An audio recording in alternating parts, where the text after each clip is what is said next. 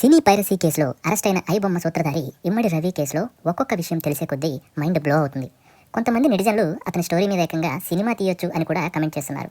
వివరాల్లోకి వెళ్తే, Tollywood producers complaint మేరకు ఐబొమ్మ అడ్మిన్ రవిని హైదరాబాద్లో చాకచక్యంగా అరెస్ట్ చేశారు పోలీసులు.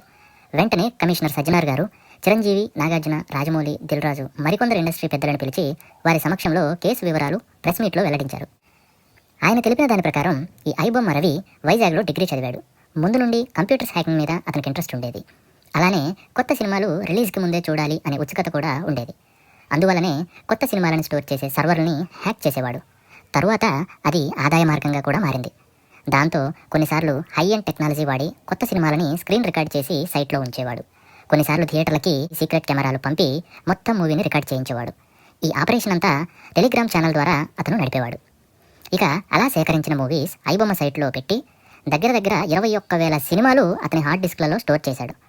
వాటిలో 1972లో వచ్చిన ది గాడ్ ఫాదర్ మూవీ నుండి రీసెంట్గా వచ్చిన పవన్ కళ్యాణ్ ఓజీ మూవీ వరకు అన్ని లాంగ్వేజ్ ఫిల్మ్స్ ఉన్నాయి. అంతేకాకుండా ఈ సైట్ యూజర్స్కి ఏపీకే ఫైల్స్ పంపి యాప్ డౌన్లోడ్ చేసుకోమని కోరేవాడు. దాని ద్వారా ఫోన్స్ హ్యాక్ చేసి కస్టమర్ ఇన్ఫర్మేషన్ని బ్లాక్ మార్కెట్లో అమ్మేవాడు. 50 లక్షల మంది యూజర్స్ డేటా రవి దగ్గర ఉందంటే నిజంగా భయంకరమైన విషయమనే చెప్పాలి. తన సైట్లో బెట్టింగ్ యాప్స్ ప్రమోట్ చేసి వాటి ద్వారా యూజర్స్ నుండి కొన్ని కోట్ల రూపాయలు కొల్లగొట్టాడు. దగ్గర 20 కోట్లు సంపాదించినట్టు పోలీసులకి స్వయంగా రవినే చెప్పాడు. అందులో 3 కోట్లు యాజ్ ఆఫ్ నో పోలీసులు సీజ్ చేశారు. మొత్తంగా రవికి 35 బ్యాంక్ అకౌంట్స్ ఉన్నట్టు పోలీసులు తెలిపారు. అంతటితో అయిపోలేదు.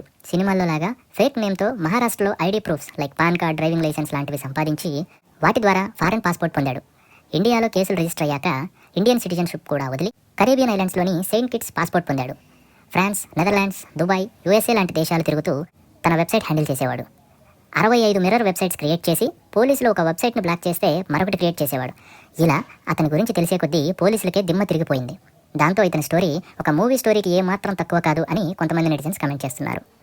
ఏది ఏమైనా పైరసీ ద్వారా ప్రొడ్యూసర్స్కి 1,000 కోట్లు నష్టాన్ని చేసిన ఐబొమ్మ మాస్టర్ మైండ్ రవి పోలీసులకే సవాల్ విసిరి పెద్ద పొరపాటే చేశాడు.